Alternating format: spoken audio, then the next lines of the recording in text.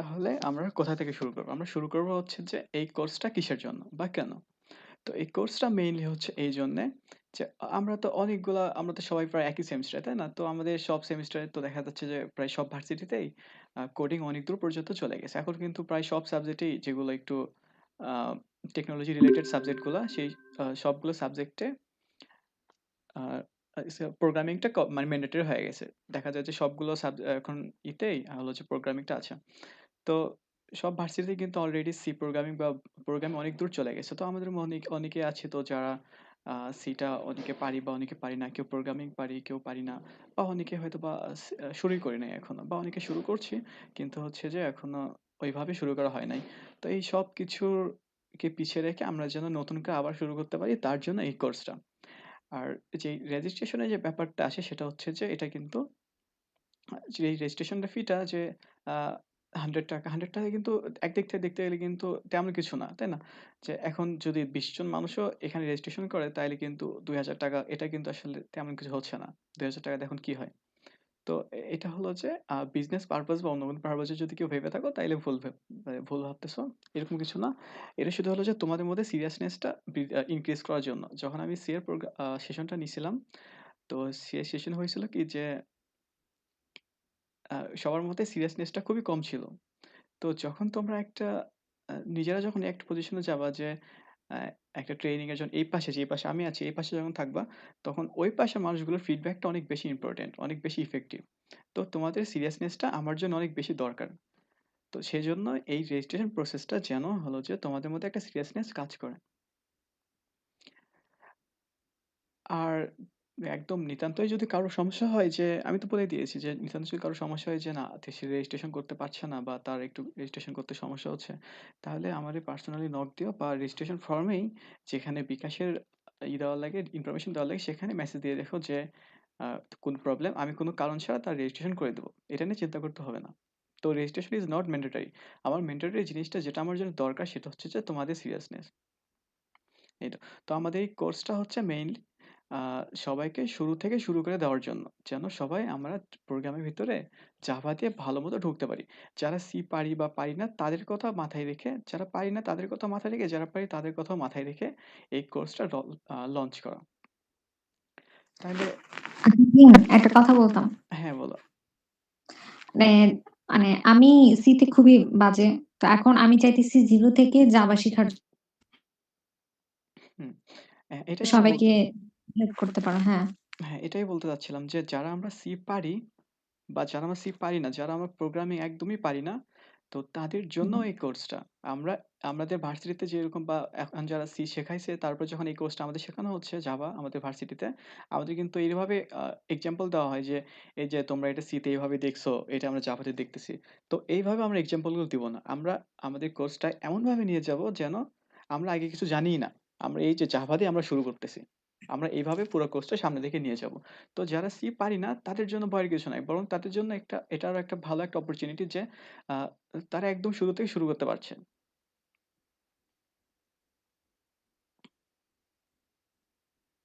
বুঝতে পারছো লামিয়া?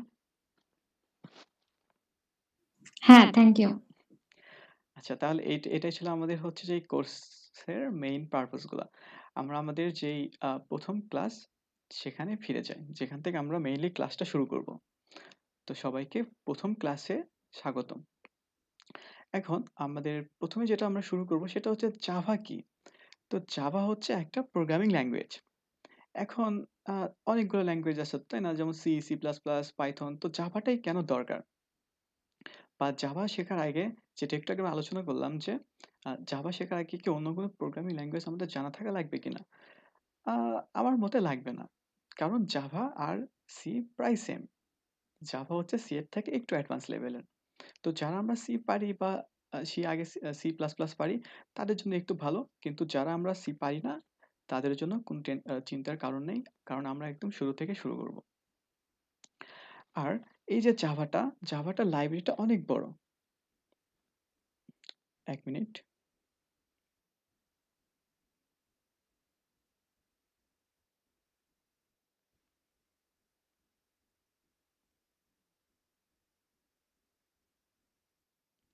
আচ্ছা। তো এই যে জাভার কিন্তু অনেক বড় একটা লাইব্রেরি আছে। আসলে জাভা একটা প্রোগ্রামিং ল্যাঙ্গুয়েজ হইলেও এর ব্যবহার কিন্তু আমাদের প্রায় সব জায়গাতে লাগে। যেমন ওয়েবসাইট থেকে শুরু করে অ্যান্ড্রয়েড গেমস, অ্যাপ্লিকেশন এর ব্যবহারে সবকিছুতে জাভার আমাদের দরকার আছে। তো হচ্ছে যে প্রোগ্রামিং কিন্তু অনেক হলো যে কঠিন একটা কিছু না। প্রোগ্রামিং শেখার জন্য আমাদের যেটা দরকার সেটা হচ্ছে যে একটু ইন্টারেস্ট। যে প্রতিদিন আমরা একটু কিছু অংশ প্রোগ্রামিং নিয়ে চিন্তা করব। তাহলেই কিন্তু প্রোগ্রামিংটা শেখা হয়ে যাবে। এরকম কোনো ম্যান্ডেটরি কিছু নেই যে আমাদের প্রোগ্রামিং শেখার জন্য আমাদের সিএসই স্টুডেন্ট হওয়া লাগবে বা ম্যাথ অনেক ভালো জানা লাগবে। তো এরকম কিছু না। আমরা সবাই প্রোগ্রামিং শিখতে পারব। শুধু একটু যেটা দরকার সেটা হচ্ছে যে সবার প্রোগ্রামিং এর উপরে ইন্টারেস্ট। তো জাভাটা এত বড়, একটু আগে বললাম না জাভা অনেক বড় একটা লাইব্রেরি আছে। জাভা লাইব্রেরিটা এত বড় যে প্রায় সবকিছু জাভাতে ইনক্লুড করা আছে। যেমন জাভা যে ডেভেলপাররা তারা অনেক ভালো ডেভেলপার। তারা করছে কি যে সবকিছুর জন্য একটা লাইব্রেরি করে রাখছে। যেমন তুমি যদি একটা গেম বানাতে চাও, তাহলে তার জন্য তারা একটা নির্দিষ্ট অংশ বানায় রাখছে। আমরা শুধু সেটাকে ইউজ করলে আমরা সেই কাজগুলোকে সহজে করতে পারি। তো জাভা লাইব্রেরিটা এত বড় যে আমরা যদি প্রতিদিন আ প্রত্যেকটা জিনিসকে হাতে ধরে দিয়ে দেখাইতে চাই যে এটা এরকম। তাহলে আমাদের এই পুরা কোর্সটা কমপ্লিট করতে জাভা পুরাটা কমপ্লিট করতে না হলেও ৫ থেকে ৬ মাস সময় লেগে যাবে। তো এইজন্য আমরা প্রত্যেকটা জিনিসকে হাতে দেখাই দিব না। আমরা সেটার উপর দিয়ে বেসিক নিয়ে যাবো। কিন্তু টেনশনের কোনো কারণ নেই। কারণ আমরা প্রত্যেকটা জিনিসকে কভার করব। আচ্ছা, তো এটা ছিল হলো যে জাভার শেখার জন্য কিছু লাগবে কিনা? জাভা শেখার জন্য আমাদের এতটুকু জানলেই হবে যে না, আ মোটামুটি হলো যে শুধু আমরা শুরু থেকে শুরু করতে পারি। আমাদের আগে যদি কোনো ল্যাঙ্গুয়েজ নাও জানা থাকে তাও কোনো সমস্যা নেই। আমরা আশা করছি যে এখান থেকেই জাভাকে বা প্রোগ্রামিং এর জগতে ঢুকে যেতে পারবো। এখন আমরা জাভাটা ইনস্টল করব কিভাবে? জাভা ইনস্টল করার জন্য আমাদের ২ টা জিনিস অবশ্যই আগে ইনস্টল করতে হবে। একটা হচ্ছে JRE, আরেকটা হচ্ছে JDK। তো JRE হচ্ছে জাভা রানটাইম এনভায়রনমেন্ট আর JDK হচ্ছে জাভা ডেভেলপমেন্ট কিট। তো এগুলো কেন জানতেছে? তার কারণ এগুলো অনেক, এই ২ টা জিনিস অনেক ইম্পোর্টেন্ট। এই ২ টা জিনিসের বেসিক জানা আমাদের অনেক বেশি ইম্পোর্টেন্ট। JRE হচ্ছে জাভা রানটাইম এনভায়রনমেন্ট, যেটা যদি আমাদের কম্পিউটারে না ইনস্টল করা থাকে, তাহলে আমরা যে জাভা রিলেটেড যে সফটওয়্যারগুলো বা অ্যাপস গুলো থাকবে বা জাভা রিলেটেড যেকোনো কিছু, সেগুলোকে আমরা রান করতে পারব না। তো এটা রান করার জন্য আমাদের অবশ্যই JRE বা জাভা রানটাইম এনভায়রনমেন্টটা ইনস্টল করে রাখতে হবে। তো এটা আমরা ডাউনলোড করব কিভাবে? আমরা যদি গুগলে যাই, যে আমরা লিখব হচ্ছে যে JRE, তাহলে দেখবো আমরা যে জাভা, এই যে ১ম যে পেজ oracle.com, এখানে যাবো আমরা। যাওয়ার পর এখানে যেয়ে আমরা এই যে নিচে Windows x64 তার জন্য যে ডাউনলোড লিঙ্কটা আছে সেটাকে আমরা ডাউনলোড করে নিব। এটা হচ্ছে আমাদের জাভা শুরু করার আগে আমাদের এই JRE টা ডাউনলোড করা লাগবে। আরেকটা যেটা সেটা হচ্ছে যে JDK। JDK কি? JDK হচ্ছে যে জাভা ডেভেলপমেন্ট কিট। তো এটা কেন দরকার? এটা দরকার হচ্ছে এইজন্যে যে জাভা রানটাইম এনভায়রনমেন্ট JRE যেটা, এটা আমাদের জাভা রিলেটেড জিনিসগুলোকে রান করতে সাহায্য করবে। কিন্তু আমরা যদি চাই যে না আমরা তো রান করব না, আমরা তো জিনিসটাকে বানাতে চাই। আমরা জাভা একটা কিছু ডেভেলপ করতে চাই। তাহলে আমাদের দরকার হচ্ছে JDK, যে জাভা ডেভেলপমেন্ট কিট। তো এই ২ টা আগে আলাদা ছিল। এখন বলা যায় যে এক করে ফেলছে ডেভেলপাররা। তার এখন আমরা যদি এই JDK ইনস্টল করি তাহলে আমাদের JRE কাজ হয়ে যায়। যেমন আমরা যে এই যে একটু আগে গুগল করলাম JRE নিয়ে, আমরা কিন্তু গুগল করছি JRE নিয়ে, কিন্তু আমাদের কিন্তু এই পেজে নিয়ে যখন আমরা গেলাম, আমরা এখানে কি দেখতে পাচ্ছি যে আ এই যে ইম্পোর্টেন্ট Oracle JDK লাইসেন্স। এখানে কিন্তু আমাদের JDK ডাউনলোড হবে। এখানে লেখা আছে JRE, কিন্তু এটা কিন্তু আমাদের JDK ডাউনলোড হবে। ইভেন যদি আমরা এইভাবে আ JDK লিখি, আমাদের সেই একই জায়গাতেই নিয়ে যাবে। তো যেকোনো একটাকে যদি আমরা ডাউনলোড করি তাহলেই কিন্তু হয়ে যাচ্ছে। বা যদি ২ টাকে ডাউনলোড করা রাখতে পারি। অনেকের কম্পিউটারে আগে থেকেই Windows এর সাথে JRE টা চলে আসে। কিন্তু JDK টা চলে আসে না। তো আমরা JDK টা আলাদা করে ডাউনলোড করব। আমি ডাউনলোড লিঙ্ক গুলোকে একদম এই স্লাইডের নিচে স্টোর করে দিয়েছি। সবাই চাইলে এখান থেকে সবগুলোকে ডাউনলোড করে দেখতে পারো। দোস্ত এটা কি নেটবিনস এর মতোই? আ না, এটা হলো যে আমরা তো এতক্ষণ শুধু জাভা নিয়ে কথা বললাম। আর আমরা যে IDE নিয়ে কাজ করব, যেখানে আমরা মেইনলি কোডগুলো লিখব, সেটা হচ্ছে আমাদের এই যে IntelliJ, IntelliJ IDEA। এটা হলো আমাদের IDE। তো আমরা যে মেইন কোড-টোড লেখার কাজগুলো, এগুলো সব আমরা এই আ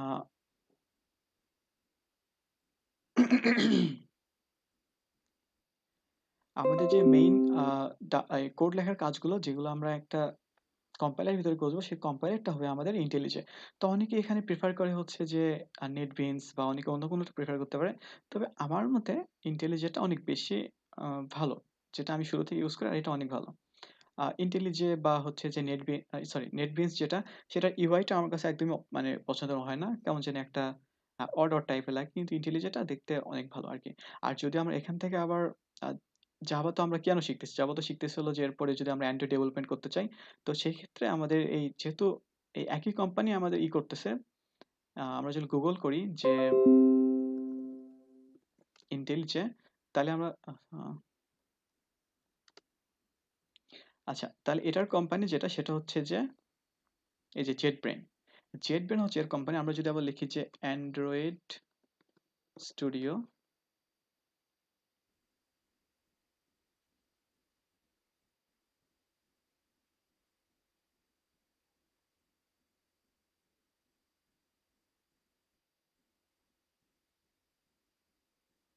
না ২ টা আলাদা কোম্পানি না। ২ টা আলাদা কোম্পানি।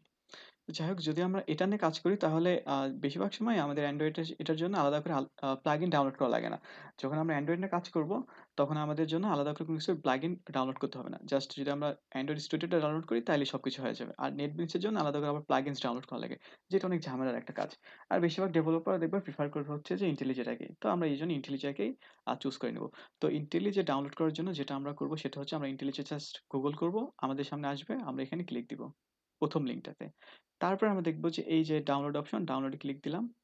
এখন এখানে আমাদের সামনে ২ টা অপশন আসবে। একটা হলো যে আল্টিমেট, আরেকটা হচ্ছে কমিউনিটি। তো আমরা যেটা ডাউনলোড করব সেটা হচ্ছে যে কমিউনিটিটা। আল্টিমেটটা হলো যে যারা একটু প্রফেশনাল, যে for web and enterprise development, মানে সবকিছু এখানে করা যাবে। এই যে এখানে সবকিছু করা যাবে। কিন্তু আমাদের তো সবকিছুর দরকার নাই, তাই না? আমাদের কি দরকার? আমাদের শুধু জাভাটা দরকার। তো এইজন্য আমরা কমিউনিটি এডিশন যেটা সেটাকে ডাউনলোড করে নিব। প্লাস এই আল্টিমেটটা একটু পেইড ভার্সন। এটা হচ্ছে 30 ডেজ ট্রায়াল দিবে। তারপর এটাকে কেনার জন্য একটা পপ-আপ আসতে থাকবে। কিন্তু এই কমিউনিটিটা এটা হলো যে লাইফ টাইম, এই যে ফ্রি ওপেন সোর্স। এটার জন্য কখনো মানে এটা হলো ফ্রি, এটা কেনা লাগে না। তো আমরা এটাকেই হলো যে ডাউনলোডে যাই, exe টা সিলেক্ট করে ডাউনলোড করব। তাহলে আমাদের ডাউনলোড হয়ে যাবে। তারপর আমরা তো ইনস্টল করা তো কম বেশি প্রায় সবাই জানি। আচ্ছা, তাহলে আমাদের তো আ আ ইনস্টল করার পরে আমাদের সামনে এরকম একটা মেনু আসবে। যদি আমি ওপেন করি আমার IntelliJ,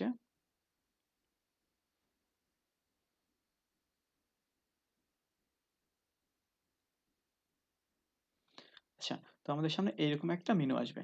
এখন এখান থেকে আমরা কি করব? আমরা যেটা করব সেটা হচ্ছে এখানে একটা নিউ প্রজেক্ট ওপেন দিব। নিউ প্রজেক্টে দেওয়ার পরে আমাদের সামনে এরকম একটা যে মেনু আসবে, সেখানে আমরা করব কি, এখানে কোনো কিছু দিব না। এখানে এই যে Groovy, তারপরে Kotlin, এগুলো আমরা দিব না। তো কারণ কি, এগুলো তো বলছে কি যে অ্যাডিশনাল লাইব্রেরি অ্যান্ড ফ্রেমওয়ার্ক। তো আমাদের তো অ্যাডিশনাল লাইব্রেরি এসব তো Kotlin বা Groovy নিয়ে তো কাজ করছি না। এগুলো তো ফ্রেমওয়ার্ক আমাদের দরকার নেই এখন। আমরা তো বেসিক জাভাটা শিখছি। তো আমাদের এখানে জাভাটা সিলেক্ট করা আছে। এখানে ভার্সন দেখতে হবে কিন্তু আমাদের। আমরা যদি জাভা ওই যে JDK আর JR এগুলো যদি ইনস্টল না করি, তাহলে কিন্তু এখানে এটা কিন্তু আসবে না। এটা কিন্তু শো করবে না। এটা যদি শো না করে, তাহলে আমরা এখান থেকে ডাউনলোড জেডিকে করি। আমরা যে একটু আগে বললাম যে আমরা ডাউনলোড করে নেব জেডিকে টাকে। তো এটা যদি আমরা ওখান থেকে ডাউনলোড করি তাও হবে, বা যদি আমরা ডাইরেক্ট এটা ওপেন করে এখানে তখন ১৪ যে ভার্সন, জাভা ভার্সন এটা দেখাবে না। তখন এখান থেকে আমরা ডাউনলোড করে নেব। Download JDK. আমরা যদি এখানে ক্লিক দিই তাহলে এখানে ও ডাউনলোড করে নেব তার মতো করে। এই যে এখন আমার হলো ১৪ দাও, তো এখন অলরেডি ১৫ চলে আসছে। তো আমাকে ১৫ টা ডাউনলোড করতে পারব। তারপর এখানে সিলেক্ট করা হইলো, আমরা এরপর নেক্সট দিব। নেক্সট দেওয়ার পরে এখানে যেটা আছে যে ক্রিয়েট প্রজেক্ট ফ্রম টেমপ্লেট, এটাতে সিলেক্ট দেওয়ার পরে আমরা কমান্ড লাইন অ্যাপ, আমরা এটাকে সিলেক্ট করে রাখবো। তার কারণ কি, আমরা আপাতত কমান্ড লাইন দিয়ে কাজ করতেছি, কারণ কি আমরা কোড লিখে কাজ করতেছি। তো এই জন্য আমরা এটাকে সিলেক্ট দেওয়ার পর এটাতে ক্লিক দেওয়ার পর নেক্সট দিব। নেক্সট দেওয়ার পরে আমাদের সামনে এরকম একটা পপ আপ আসবে, যেখানে যে উইন্ডোতে আমাদের প্রজেক্ট নেম, প্রজেক্ট লোকেশন আর বেস প্যাকেজের নাম থাকবে। তো আমাদের প্রজেক্ট নেম, আমরা প্রজেক্টের নামটা কি দিতে চাচ্ছি। তো আমাদের প্রজেক্টের নাম দিলাম, ধরলাম যে টেস্ট। আর প্যাকেজের নেম, প্যাকেজের নেম এটা আবার কি? তো প্যাকেজ হচ্ছে যে আমরা যে এই যে প্রজেক্টটা করতেছি, এই প্রজেক্টটা কোন প্যাকেজের আন্ডারে থাকবে, এটা হচ্ছে আমাদের প্যাকেজের নেম। তাহলে আমরা যে প্যাকেজের নেম, তাইলে এখানে দেই যে আমরা এটাই দেই যে আচ্ছা, আমরা এটার নাম দিব হচ্ছে যে ফার্স্ট ক্লাস। তারপরে আমরা ফিনিশে দিব।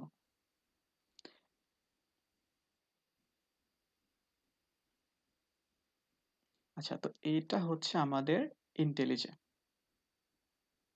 বা আমাদের আইডি, যেখানে আমরা সম্পূর্ণ কোড লেখার কাজগুলো করব। এখানে যদি আমরা একটা, আচ্ছা তার আগে একটু এটা আমি বড় করে নেই।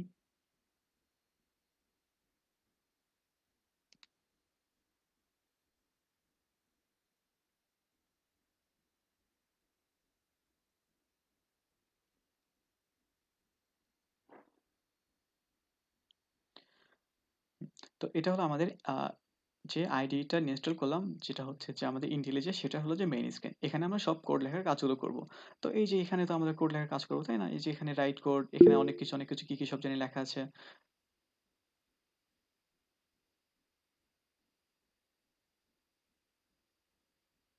হ্যাঁ, VS Code ও করা যাবে। কিন্তু আমি প্রেফার করব হচ্ছে IntelliJ টা ইনস্টল করার জন্য। তার কারণ কি যে IntelliJ টা এটা কমপ্লিটলি বানানো হয়েছে জাভা নিয়ে কাজ করার জন্য।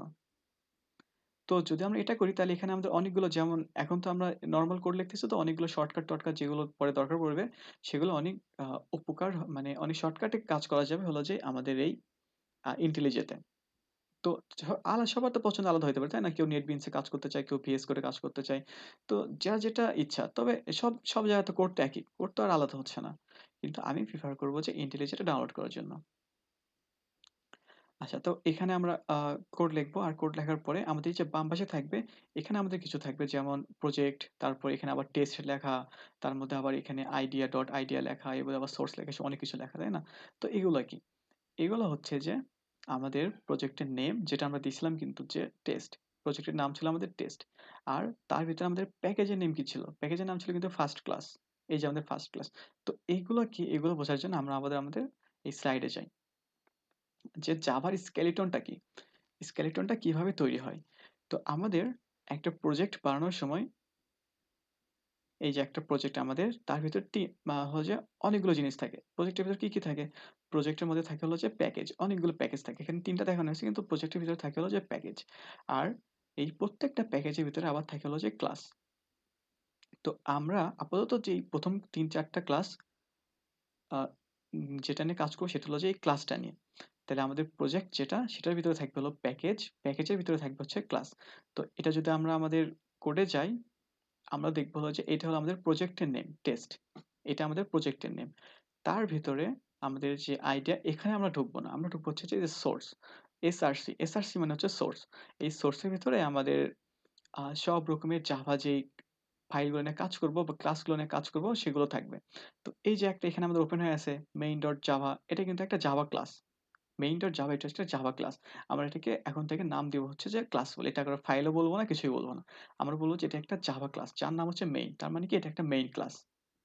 তাহলে এখন আমরা কি দেখলাম যে প্রজেক্টের নাম হচ্ছে টেস্ট। টেস্টের ভিতরে সোর্সে গেলাম। সোর্সে যাওয়ার পরে এখানে আমাদের ফার্স্ট ক্লাস, এটা হলো আমাদের প্যাকেজের নেম। এই যে ফার্স্ট ক্লাস, এটা আমাদের প্যাকেজের নেম। তাহলে আমরা এখানে তো দেখলাম যে আগে প্রজেক্ট, প্রজেক্টের ভিতরে থাকবে হলো যে প্যাকেজ। তাহলে আমাদের প্রজেক্ট হলো যে এই যে টেস্ট, তার ভিতরে আমাদের প্যাকেজ কি? প্যাকেজ হচ্ছে যে ফার্স্ট ক্লাস। আর তার ভিতরে আবার কি থাকবে আমাদের? তার ভিতরে থাকবে হচ্ছে ক্লাস। তাহলে সেই ক্লাসের নাম কি? এই যে এই ক্লাসের নাম হচ্ছে মেইন। তো আমরা এই যে মেইন, যেটা আমরা যদি এখান থেকে যদি কেটে দেই, আমরা যদি এখানে ডবল ক্লিক করি, আমরা দেখব কি? ওই যে আগে যেটা ছিল সেটাই কিন্তু চলে আসলো আবার। যেখানে আমরা কোড-টোড লিখব। তো আমরা এখন আপাতত একটা ক্লাস নিয়ে কাজ করছি। আমরা একটা প্রজেক্টের ফার্স্ট ক্লাস প্যাকেজের ভিতরে মেইন নামে যে ক্লাসটা আছে তার ভিতরে কাজ করছি। এখন তো আমরা ছোট মানুষ, তো এইজন্য আমরা একটা ক্লাস নিয়ে কাজ করছি। যখন আমাদের দেখা যাবে কি যে এখানে তো এই যে ফার্স্ট ক্লাস, এই প্যাকেজের ভিতরে শুধু একটা মেইন ক্লাস আছে। এর ভিতরে যখন এই যে নিউ দিই, যদি আমরা নিউ, এখান থেকে আমরা জাভা ক্লাস, এখানে আরো অসংখ্য ক্লাস নিয়ে কাজ করা লাগবে ভবিষ্যতে। তো এখানে যখন মেইন আছে, এখানে আরো ২ টা ৩ টা ৪ টা ৫ টা এরকম অনেকগুলো ক্লাস চলে আসবে। তারপরে আবার কি হবে? তারপরে আমাদের একটা প্রজেক্ট নিয়ে কাজ করা যাবে না। সরি, একটা প্যাকেজ নিয়ে কাজ করা যাবে। এখানে যে ফার্স্ট ক্লাস, এটা শুধু আমাদের একটা প্যাকেজ। আমরা একটা নিয়ে কাজ করতে পারব না। আমাদের আরো অনেকগুলো প্যাকেজ লাগতে পারে। তখন আমরা কি করব? এই যে সোর্স এ যেয়ে, নিউ এ যেয়ে আমাদের এই যে প্যাকেজের নাম দিলাম হচ্ছে, ধরলাম আমরা test2 প্যাকেজ। তাইলে কি দেখলাম আমরা? এই যে সোর্সের ভিতরে ফার্স্ট ক্লাস আর হচ্ছে যে টেস্ট প্যাকেজ। এর ভিতরে আমরা আবার জাভা ক্লাস বানাতে পারবো। জাভা ক্লাসের নাম দিলাম, ধরলাম আমরা test2 ক্লাস। তাইলে এই যে ফার্স্ট ক্লাসের ভিতরে মেইন থাকলো, টেস্ট প্যাকেজের ভিতরে আমাদের test2 ক্লাস থাকলো। তো এইসব নিয়ে আপাতত আমরা চিন্তা করব না, এগুলো আমরা পরে দেখব। এইজন্য আমরা ডিলিট করে দিলাম ওই প্যাকেজটা। আমাদের যে সেকেন্ড যে প্যাকেজটা বানিয়েছিলাম, সেটা আমরা ডিলিট করে দিলাম। আমরা শুধু এখন এটা নিয়ে চিন্তা করব যে একটা ক্লাস নিয়ে চিন্তা করব। এখন এই যে একটা ক্লাস, এর ভিতরে আবার এখানে অনেক কিছু লেখা আছে। কি লেখা আছে? আমাদের প্যাকেজ, এখানে একটা ডিক্লেয়ার করা আছে যে প্যাকেজড ফার্স্ট ক্লাস। এটা কেন লেখা আছে? কারণ এই যে ক্লাসটা, মেইন ক্লাসটা, main.java, এটা একটা ক্লাস, তাই না? এই ক্লাসটা কোন প্যাকেজের আন্ডারে? এটা হলো যে আমাদের ফার্স্ট ক্লাস প্যাকেজের আন্ডারে। এই যে আমাদের ফার্স্ট ক্লাস, তার নিচেই তো এই মেইনটা, তাই না? এইজন্য ও এখানে আমাদেরকে শুরুতেই বলে দিচ্ছে যে প্যাকেজটা যে এই ক্লাসটা এটা আসলে যে ফার্স্ট ক্লাস নামে যে প্যাকেজটা ছিল তার আন্ডারে। এইজন্য আমরা এখানে ডিক্লেয়ার করে দিছি যে প্যাকেজ ফার্স্ট ক্লাস। এগুলো আমাদের লেখার দরকার নাই। IntelliJ আমাদেরকে নিজে থেকে এসব করে দিবে। তারপরে যেটা আসে সেটা হচ্ছে যে পাবলিক ক্লাস মেইন। অনেক কিছু লেখা আছে, তাই না? তো এগুলো নিয়ে আমরা এত ডিপলি এখন চিন্তা করব না। এগুলো হলো যে সম্পূর্ণ একটা OOP বা অবজেক্ট ওরিয়েন্টেশন কনসেপ্টের জিনিসপত্র। তো এগুলো আমরা পরে চিন্তা করব, এখন না। আপাতত আমরা যেটা দেখব সেটা হচ্ছে যে শুধু মনে রাখে দিব যে এটা কেন লেখা হচ্ছে। কারণ কি এটা একটা স্কেলিটন। আমরা এটা যতবার একটা জাভা কোড নিয়ে কাজ করব, আমাদের প্রতিবারই এই জিনিসগুলোই থাকবে। আর এই জিনিসগুলো আমাদেরকে নিজে থেকে লেখা লাগবে না। আমাদের যেই কম্পাইলারটা আছে সেটা নিজে থেকে লিখে দিবে। তো তারপর আমরা এটা বুঝবো যে এর ভিতরে কি, কি লেখা আছে। যেমন পাবলিক ক্লাস মেইন। এই যে ক্লাসটা এটা কিন্তু একটা মেথড। এই যে এটা একটা মেথড। আর তার ভিতরে আমাদের কিন্তু এই যে বললাম না এটা একটা মেইন ক্লাস। এটা কিন্তু আমাদের নাম যে এই ক্লাসটা ফার্স্ট ক্লাস প্যাকেজের ভিতরে আছে। আর এই যে এই অংশটুকু আবার যে পাবলিক ক্লাস মেইন মানে কি? এই যে ক্লাস তার নাম কি? মেইন। মানে মেইন ক্লাসটা এটা হচ্ছে পাবলিক। এটা পাবলিক করা আছে। তার মানে এই ক্লাসটাকে আমরা যেকোনো জায়গা থেকে অ্যাক্সেস করতে পারবো। আমরা যদি এরপর আরেকটা প্যাকেজ থাকে বা অন্য একটা প্রজেক্টে থাকি, তারপরে আমরা এটাকে অ্যাক্সেস করতে পারবো। তার কারণ কি? তার কারণ এটা হচ্ছে যে পাবলিক করে দেওয়া। তো পাবলিক কেন? পাবলিক মানে তো আমরা জানি সবাই, তাই না? এখন এটা পাবলিক কেন বা এখানে স্ট্যাটিক কেন? এসব আমরা দেখব না। আমরা শুধু দেখব যে পাবলিক মানে কি? এই যে এই জিনিসটা এরপরে যা আছে এটা হলো পাবলিক করে দেওয়া। এখন এখানে কি, কি করা আছে পাবলিক? ক্লাস আছে একটা। সেই ক্লাসের নাম কি? Main class. কেন মেইন ক্লাস? কারণ কি আমাদের এই ফাইলের নামই তো এই যে ক্লাসটার নামই তো মেইন। এই যে মেইন। তো আমাদের যে এই মেইন আর এই মেইন এটা কিন্তু মানে সবসময় সেম হওয়া লাগবে। যখন আমরা একটা ক্লাসের নাম আর এই যে ক্লাস ডিক্লেয়ার করছি এখানে ২ টাই সেম হওয়া লাগবে। যদি আমরা এখানে মেইনটা আসলে যদি আবার ছোট হাতের দেই তাহলে কিন্তু হবে না। এই যে পুরাটা লাল হয়ে গেছে আমাদের। এই যে এখানে এরর দেখাই দিছে। ভাই এখানে তো বুঝতেছি না।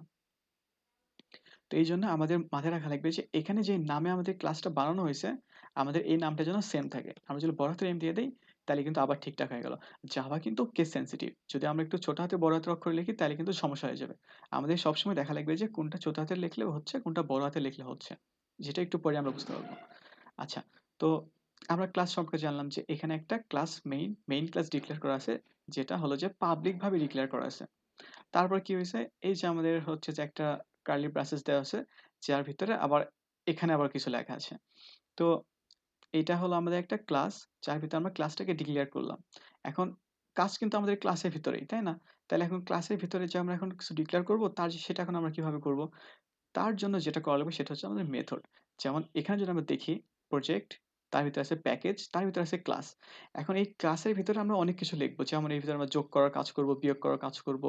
যেমন হইতে পারে আবার একটা যেকোনো কিছু নিয়ে তাহলে আমরা যোগ করার কাজ করব। তো এই যোগ করার কাজের জন্য এই ক্লাসের ভিতরে তো কিছু একটা বানানো লাগবে, তাই না? ক্লাসের ভিতরে আমরা ডাইরেক্ট বলতে পারবো না যে যোগ করো। তাইলে তো হবে না। তো ক্লাসের ভিতরে আমাদের একটা এই যেটা বানাইছি সেটা হচ্ছে যে মেথড। আমাদেরকে মেথড বানানো লাগবে। মেথড মানে কি? মেথড মানে একটা পদ্ধতি। মানে কি? আমরা একটা যোগ করার পদ্ধতি বানাইতে চাই। আমরা আমাদের এই প্রোগ্রামকে বলতে চাই যে একটা যোগ করার পদ্ধতি বানাই দাও। যোগ করার পদ্ধতি নিয়ে কাজ করো। তাইলে সেই মেথডটা তো বানানো লাগবে, তাই না? তো এই মেথডটার কাজই হচ্ছে যে ক্লাসের ভিতরে আমরা একটা ক্লাস বানাইলাম। তার ভিতরে আমরা একটা মেথড ডিক্লেয়ার করলাম। এখন এই যে মেথডটা এটার নাম কিন্তু মেইন। আমাদের যেমন এখানে কিন্তু একটা মেথড, তাই না? এখন এখানে কিন্তু ২ টা ৩ টা ৪ টা বা দেখা যাচ্ছে যে পরের দিকে যেয়ে আ একটা ক্লাসের ভেতরেই দেখা যাচ্ছে যে ৬০-৭০ টা মেথড আছে। তো তখন আমাদের যে কম্পাইলারটা আছে এটা যদি আমরা এখন রান দেই, রান দিলে সে এখন কি করবে? তার তো একটা জায়গা থেকে শুরু করা লাগবে। তো সে তো যেমন এখানে একটা মেথড আছে, এখানে ধরলাম আরেকটা হিজিবিজি একটা মেথড আছে, এখানে আরেকটা মেথড আছে। তো এখন আমাদের কম্পাইলারটা বুঝবে কিভাবে যে কোন মেথড থেকে আমার কাজ শুরু করা লাগবে। ধরলাম সে আসলো এই যে মেইন ক্লাস, সে মেইন ক্লাসে ঢুকলো। ঢোকার পরে আবার দেখলো যে আরে সর্বনাশ! এখানে তো অনেকগুলো মেথড আছে। তো আমি এখন কোন মেথড নিয়ে কাজ করব? তো সেজন্য সে খুঁজে নিবে কি? সে খুঁজে নিবে হচ্ছে আমাদের মেইন মেথডটা কোথায়? তো এই যে এই মেথডের নাম কিন্তু আমাদের মেইন। আমাদের এই মেথডের নাম হচ্ছে মেইন। তো সে সবার ১ম এ এই মেইন মেথডের ভিতরে ঢুকবে। যে আমাদের মেইন মেথড কই? মেইন মেথড ঢোকার পরে এখন সে দেখবে যে এখান থেকে আমাকে কি করতে বলছে। যেমন এখানে কিন্তু বলা আছে যে রাইট ইউর কোড। আর এই মেইন মেথডের আগে এখানে প্যারামিটার হিসেবে কিছু দেওয়া আছে। এই যে মেইন মেথড ব্র্যাকেট দেওয়া, ব্র্যাকেটের ভিতরে অনেক কিছু স্ট্রিং, তারপর argc এখানে অনেক কিছু লেখা আছে। তো এগুলোকে বলা হয় প্যারামিটার। এগুলো নিয়ে আমরা চিন্তা করব না। এগুলো নিয়ে আমরা পরে চিন্তা করব। আর এখানে আবার কি লেখা আছে? পাবলিক। তাহলে একটু আগে তো আমরা দেখলামই যে পাবলিক মানে কি? কোনো কিছুর সামনে পাবলিক করা মানে সেটাকে আমরা সব জায়গা থেকে অ্যাক্সেস করতে পারবো। তার মানে কি? এই যে মেথডটা এটাকে পাবলিক করা আছে। আবার স্ট্যাটিকও দেওয়া আছে। তো স্ট্যাটিক আবার কি? তো স্ট্যাটিকটা আমরা আপাতত দেখব না। এটাকে আমরা পরে দেখব। স্ট্যাটিকের কাজ হলো যে পরে ওওপি কনসেপ্ট এগুলো। আর হচ্ছে যে ভয়েড। ভয়েড মানে হচ্ছে যে যেই জিনিসটা আমাকে কিছু রিটার্ন করবে না সেটাকে বলা হয় ভয়েড। যেমন যদি আমরা এটাকে একটা বাস্তব উদাহরণ দেই, আমি আমার একটা বন্ধুকে যদি ৳১০ দেই, দিয়ে বললাম যে, "এই ৳১০ তুই খুচরা করে আমাকে ২ টা ৳৫ নোট দে।" তাহলে তার রিটার্ন টাইপ কি হবে? ৳৫ ২ টা কয়েন দে। আমি বললাম যে, "এই ৳১০ নোটটাকে তুই ভেঙে আমাকে ৳৫ ২ টা কয়েন দে।" তাইলে আমার এই যে আমার বন্ধুটাকে যাকে আমি টাকাটা দিলাম, তার রিটার্ন টাইপ কি হবে? সে আমাকে কি টাইপের জিনিস রিটার্ন করবে? কয়েন টাইপের জিনিস রিটার্ন করবে বা পয়সা টাইপের জিনিস রিটার্ন করবে। তাহলে আমি কিন্তু বলতে পারব যে হ্যাঁ, আমার বন্ধুকে আমি ৳১০ দিলাম। এখন তার রিটার্ন টাইপ হচ্ছে যে পয়সা। সে যদি আমাকে নোট এসে দেয় আমি ফেরত নিব না। আমি বলব যে না আমি তো ফে আ পা টাকার নোট তো চাই নাই। আমি চাইছি কি? আমি চাইছি হলো যে কয়েন। তাইলে আমাকে তুই কয়েন দে। তো তার রিটার্ন টাইপ হচ্ছে কয়েন। এখন তাইলে যদি আমার এই যে এই মেথডটা যে আছে, এটা যদি আমি একটা বন্ধু কল্পনা করি যে এটাকে যদি মেইন না দিয়ে আমার নাম দিলাম এটা বন্ধু। তাইলে এখন সে বন্ধুকে আমি বললাম যে ৳১০ দিয়ে বললাম আমাকে কয়েন ফেরত দে। ৳৫ দুটো কয়েন ফেরত দে। তাইলে আমি এখন কি করব যে বন্ধুর এই যে ভয়েড যেখানে আছে এখানে আমি বলব কি যে কয়েন। মানে কি সে আমাকে কয়েন টাইপের একটা জিনিস রিটার্ন করবে। এটা হচ্ছে তার রিটার্ন টাইপের কাজ। তো আপাতত আমরা তো বন্ধু নিয়ে কাজ করছি না। আমরা তো কাজ করছি যে মেইন নিয়ে। তো এটাকে আমরা আনডু করে দিলাম। আবার ওই একই বন্ধুকে যদি আমি বলি যে ৳১০ নিয়ে যা, নিয়ে যেয়ে কিছু খেয়ে নে। আমাকে কিছু ফেরত দেওয়া লাগবে না তোর। তাইলে তার রিটার্ন টাইপ কি? তার রিটার্ন টাইপ কিন্তু ফাঁকা। মানে সে আমাকে কিছু রিটার্ন করবে না।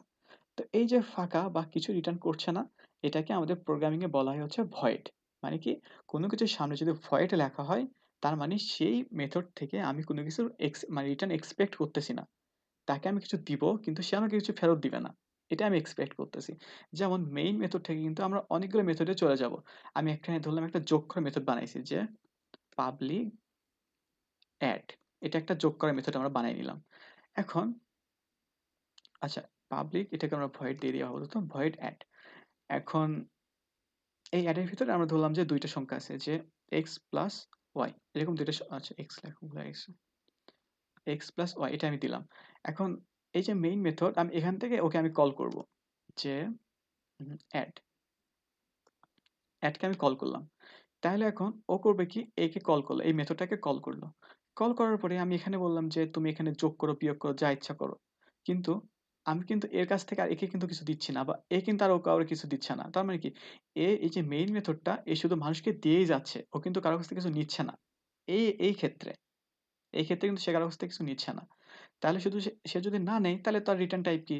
সে কি কারো কিছু দিচ্ছে তার সে কি কারো কিছু ফেরত দিচ্ছে? সে তো ফেরত দিচ্ছে না। মেইন অন্য ফাংশন গুলোকে কল করতেছে। তাহলে তার তো ফেরত নেওয়ার কিছু নাই এখানে বা কাউরে কিছু ফেরত দেওয়ার কিছু নাই। সে দান করে যাচ্ছে। তাই সেজন্য আমাদের এখানে যে আ মেইন মেথডটা ছিল, এটা আমরা ভয়েড লিখছি। মানে কি? আমাদের এই মেইন মেথডটা কোন কিছু ফেরত দিবে না। সে শুধু কল করবে বা এর ভিতরে নিজের মধ্যে কিছু একটা করবে। তো নিচেরগুলোকে আমরা ডিলিট করে দেই। এইজন্য এখানে লেখা হয়েছে যে ভয়েড মানে কি? তার কোন কাজ নাই এখানে। তাহলে পাবলিক এই মেথডটা পাবলিক করা আছে। স্ট্যাটিক আমরা পরে বুঝবো। আপাতত মনে রাখবো যে স্ট্যাটিক সবসময় লেখা থাকবে। Public static. আর তারপরে ভয়েড মানে কি আমাদের এই মেইন মেথডটা কিছু রিটার্ন করতেছে না। সে শুধু অন্য কাউরে কল করতেছে বা নিজের মধ্যে কিছু করতেছে। এটা হলো আমাদের একটা স্কেলিটন। তো আমাদের এই যে একটা যেটা লেখা হলো এটা হলো একটা বেসিক স্ট্রাকচার। আমাদের যে জাভা কোডের বেসিক স্ট্রাকচার হলো এটা। যে ১ম এ থাকবে হলো যে ক্লাসের নাম, তারপরে থাকবে হচ্ছে যে সরি ক্লাসের নাম না, প্যাকেজের নাম। তারপরে থাকবে হচ্ছে যে ক্লাসের নাম যে কোন ক্লাসের আন্ডারে বা ক্লাসটার নাম কি। আর তার ভিতরে ক্লাসের ভিতরে থাকবে আমাদের যাবতীয় যত কাজ। আমরা যা করব সব করব হচ্ছে এই যে ক্লাসের ভিতরে, এইটুকুর ভিতরে। আমরা এর বাইরে কিছু করব না। আপাতত কিছু করব না। যা আমরা করব তা করব হচ্ছে যে মেইন মানে কি এই যে ক্লাস, আমরা একটা ক্লাস নিয়ে কাজ করছি। তাহলে ক্লাস বানিয়ে নিলাম একটা ক্লাস। ক্লাসের ভিতরে আমরা এর ভিতরে যা ইচ্ছা আমরা তা সব এর ভিতরেই করব।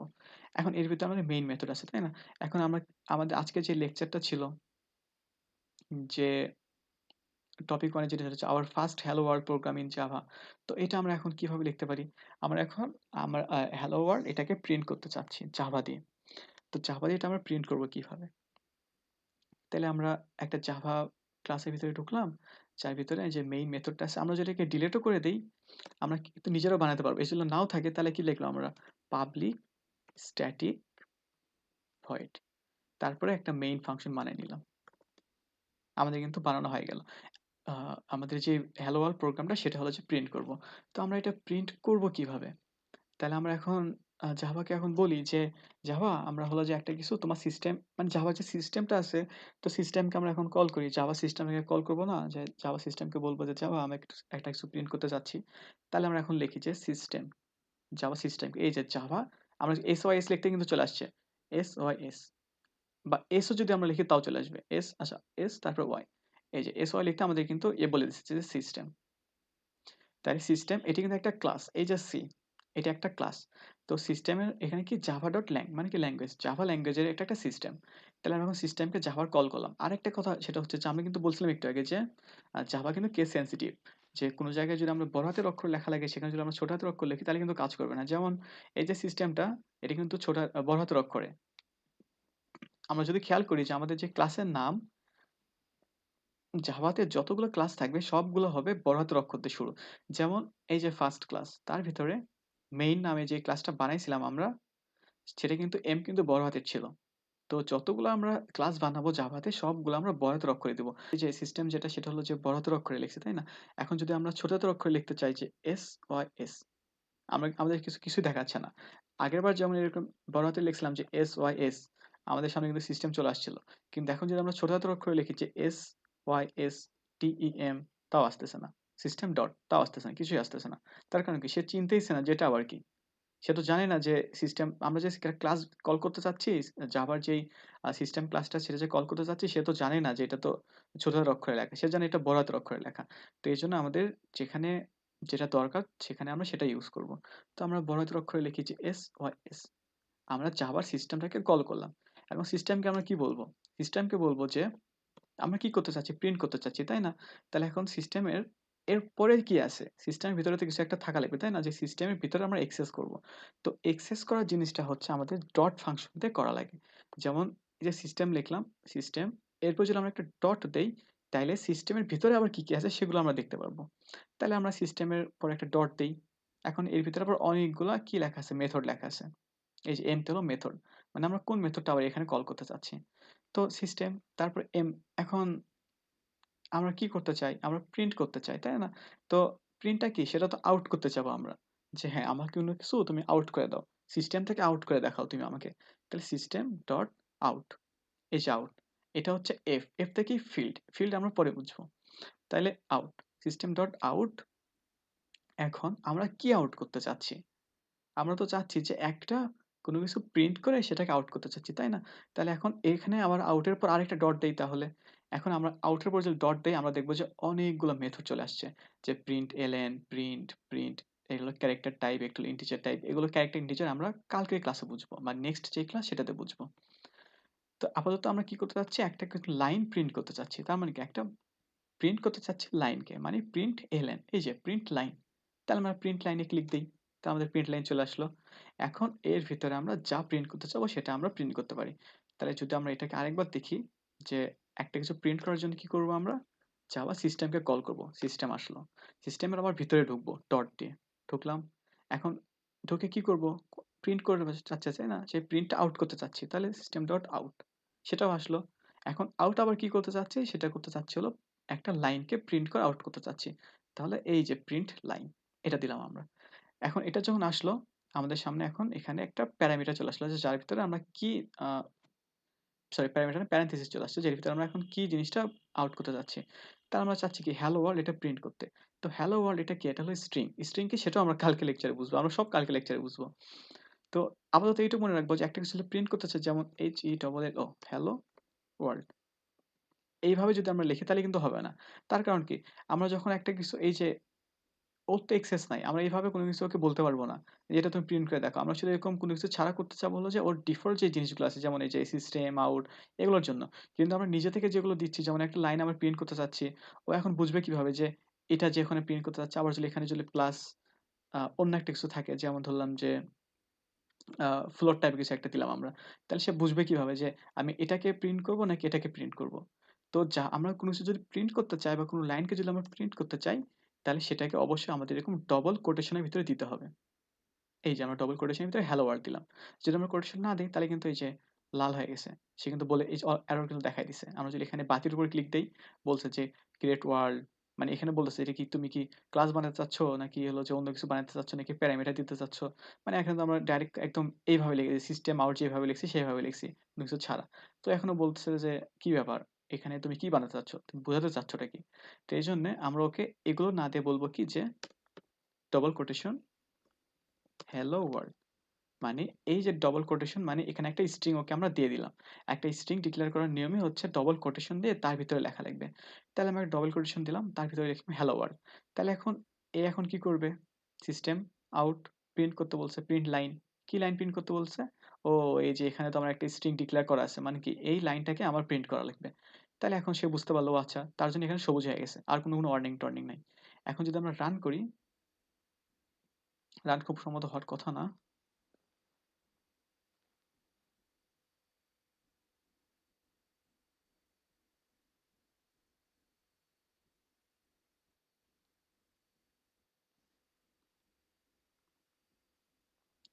আচ্ছা, এখন যদি আমরা রান করি তাহলে দেখব যে আমাদের যে হ্যালো ওয়ার্ল্ডটা সেটা আসবে। এই যে আমরা কিন্তু হ্যালো ওয়ার্ল্ড বলছিলাম। এখানে কিন্তু বলছিলাম যে হ্যালো ওয়ার্ল্ডটা প্রিন্ট করে দেখাইতে। তো আ সেটাই আমাদের হলো যে দেখায় দিল। এখানে যদি আমরা অন্য কিছু দিতে চাই যে আ হ্যালো জাভা, আমরা যদি চেঞ্জ করে দেই শুধু হ্যালো ওয়ার্ল্ড এর জায়গাতে জাভা দিয়ে আবার যদি রান করি, তাইলে আমরা দেখব যে এখানে হ্যালো জাভাই প্রিন্ট করে দেখায় দিবে। আর এই যে এই ফুল সিস্টেমটা আমরা যে এতক্ষণ যেটা করলাম, এটা কিন্তু অনেক সময় সাপেক্ষ, তাই না? যে ধরলাম এই জিনিসটা আমাদের নাই। পাবলিক স্ট্যাটিক ভয়েড নাই। এখানে আবার একটু আগে কি দেখলাম যে আমরা এইটুকু লিখছিলাম না দেখে এখানে কিন্তু এরর দেখায় দিছিল। এই যে এরর দেখায় দিছে।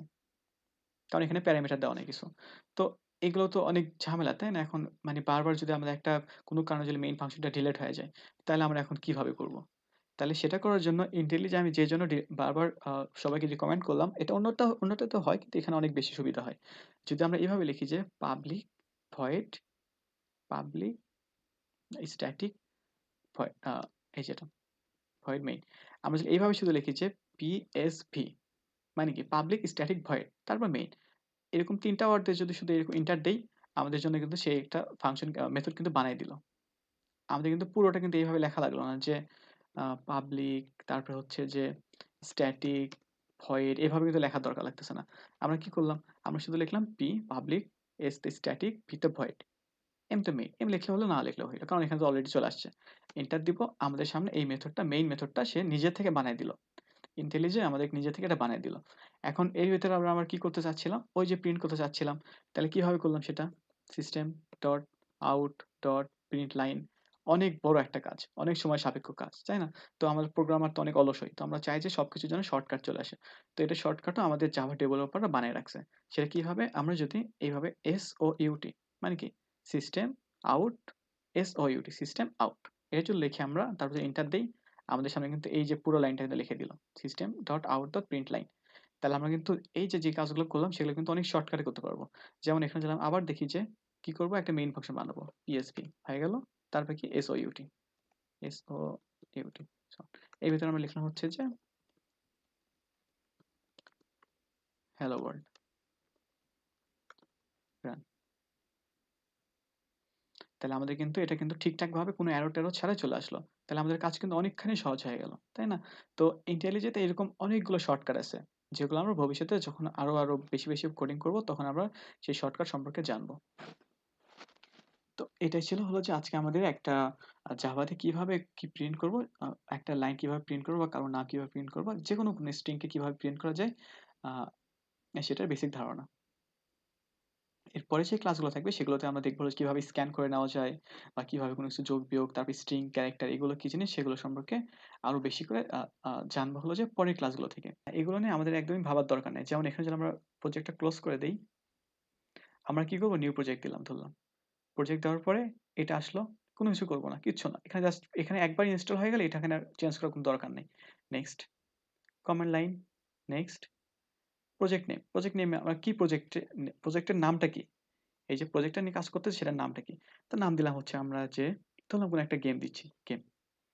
এখন প্যাকেজের নাম কি দিব? প্যাকেজের নাম হচ্ছে যে ধরলাম আমরা দিলাম আ কি নাম দিব? Test, finish. আমাদের আর কিচ্ছু করার দরকার নেই। ইভেন এখানে অনেক সময় এটাকে যদি আমরা ক্লোজ করে দেই, এখানে কোনো কিছু চেঞ্জ করার দরকার নেই। নেক্সট। নে এই যে নিচে যে এই জিনিসটা দেখলাম না আমরা যে এই যে নেক্সট, তারপরে হচ্ছে যে এই যে এখানে যার যেটা থাকবে না এখানে চেঞ্জ করার কোনো দরকার নাই। আ আমার তো এখানে ইনস্টল করা ছিল তো আমি এখানে এটা নিয়ে কাজ করি তো এইজন্য এখানে চেঞ্জ হয়ে গেছে। এখানে বাই ডিফল্ট সবারটাতে আ এই যে এরকম থাকার কথা খুব সম্ভবত যে কি যেন একটা থাকবে আমার ঠিক খেয়াল নাই। তো এখানে যেটা থাকবে সেটাই থাকলো। শুধু আমরা প্রজেক্টের নামটা চেঞ্জ করব। প্রজেক্টের নাম চেঞ্জ করব। এখানে যখন ঢুকলাম আমরা ঢোকার পরে এখানে কি আছে এটা আমার জানা দরকার যে হ্যালো এর ভিতরে আমার সোর্স। আমরা যে মেইনটা নিয়ে কাজ করতেছি এটা আমাদের থাকবে কি? আমরা তো আগে যারা সি শিখছি তারা কি করছি? যে শুধু একটা ফাইল নিয়ে কাজ করছি। তো এখন তো আমাদের একটা ফাইল না। আমাদের তো খুব সম্ভবত কালকে বা তার পরের লেকচারে আমি এরকম ২ টা ৩ টা ক্লাস নিয়ে কাজ করব।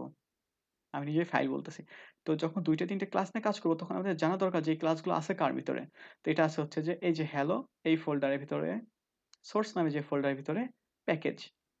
তার ভিতরে এই যে মেইন, এটা নিয়ে আমরা কাজ করতেছি। তো এটা আমাদের যখন কাজ করব প্রতিবার আমাদের এরকম এটা এক্সটেন্ড করে নেওয়া লাগবে। এই যে আমাদের এখানে মেইন চলে আসছে। তাহলে মেইনের ভিতরে এখন আমরা কি করব? মেইনের ভিতরে দেখব যে এগুলো IntelliJ আমাদের নিজে থেকে করে দিছে। কি করে দিছে? প্যাকেজের নাম প্যাকেজ, তারপর একটা মেইন ক্লাস ডিক্লেয়ার করা আছে। তার ভিতরে কি আছে? তার ভিতরে আছে হলো যে একটা মেথড। যেটা হলো যে পাবলিক টাইপের আর এগুলো কি আছে? এগুলো এখন যদি আমরা নাও বুঝি যে এগুলো কেন লেখা আছে কোনো দরকার নেই। কোনো সমস্যা নাই। যারা বুঝতেছেন না যে এটা কেন লেখা আছে এটার কোনো দরকারই নাই এখন বোঝার তাইলে। কারণ আমাদের যে একটু সামনের দিকে লেকচারগুলোতে আমরা অবজেক্ট ওরিয়েন্টেশন যখন শিখব, তখন যখন এই জিনিসগুলো বোঝানো হবে যে পাবলিক কেন লেখা হইছে, স্ট্যাটিক কেন লেখা হইছে, ভয়েড কেন লেখা হইছে, তখন এই যারা এখন বুঝতেছেন তারা বলব কি যে, "ও আচ্ছা এইজন্য এটা লেখা হইছিল।" ইভেন আমি যখন নিজেও জাভা শিখতেছিলাম, তখন এগুলো কি লেখা আছে আমি এগুলো একদমই বাদ দিয়ে গেছিলাম। আমি খুলে দেখছি কি আচ্ছা মেইন আছে ঠিক আছে আমি কাজ শুরু করে দেই। তারপরে যখন OOP শিখলাম, না হলেও ৩-৪ মাস পর, তখন আমি বলছিলাম, "ও আচ্ছা তাইলে এইজন্য এগুলো লেখা ছিল।" এইজন্য বলতেছি যে এখন যারা বুঝতেছে না তাদের কোনো ভয়ের কিছু নাই। যখন OOP শিখব প্রত্যেকটা জিনিস যখন জানবো যে এটা কেন এরকম, তখন আমাদের কাছে জিনিসগুলো সহজ হয়ে যাবে। তাইলে আমাদের IntelliJ তো করে দিল। প্যাকেজের নাম ডিক্লেয়ার করে দিল। মেইন একটা ক্লাস বানায় দিল। তার ভিতরে একটা মেইন একটা ফাংশনও বানায় দিল। মেথডও বানায় দিল। এখন মেথডের ভিতরে আমরা আমাদের ইচ্ছামত যা কোড লেখার দরকার সেটা আমরা লিখব। কি লিখব? System out hello. F10 হলো শর্টকাট কি রান করার জন্য। এই যে এখানে যদি আমরা দেখি যে এই যে এখানে কি লেখা আছে রান এই ক্লাসটা আমি রান করতে যাচ্ছি শিফট F10 এটা হচ্ছে যে আমাদের শর্টকাট কি। আমি এখানে ক্লিক দিব না হয়তোবা ভবিষ্যৎ থেকে। আমি প্রতিবার এই যে কিবোর্ড থেকে শিফট F10 চাপ দিব। যেন আমার শর্টকাট হয়ে যায়। তো কেউ যদি চায় এখানে ক্লিক করবে তাও হবে। তাহলে এই তো আমাদের হলো যে বেসিক একটা কোড লেখা হয়ে গেল একটা কোনো কিছু প্রিন্ট করার মতো। আমি হচ্ছে যে আমার যেই স্লাইডটা আছে এর একদম নিচে এটা হচ্ছে আমাদের একটা ভিডিও লিঙ্ক। IntelliJ ডাউনলোড করা একদম ফার্স্ট টু লাস্ট এখানে দেখা হয়েছে যে IntelliJ ডাউনলোড করার জন্য জাভার কি ডাউনলোড করা লাগবে, JDK ডাউনলোড করা লাগবে না বা করা লাগবে না। এগুলো সবকিছুই ভিডিওর ভিতরে আছে। তারপর IntelliJ ডাউনলোড লিঙ্ক এখান থেকে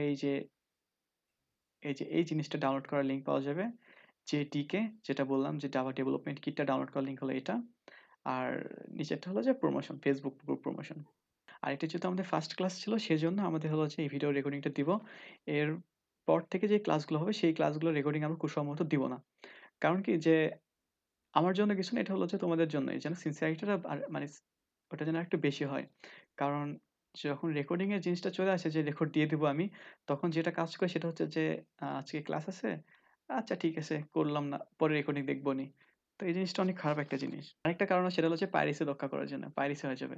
কারণ যারা রেজিস্ট্রেশন করে ক্লাস করবা তারা তো তাদের সাথেই বেইমানি করা হয়ে যাবে। তারা বলবে যে রেকর্ডিং পাবলিক হয়ে গেল তাইলে তো রেজিস্ট্রেশন না করলেও হইতো।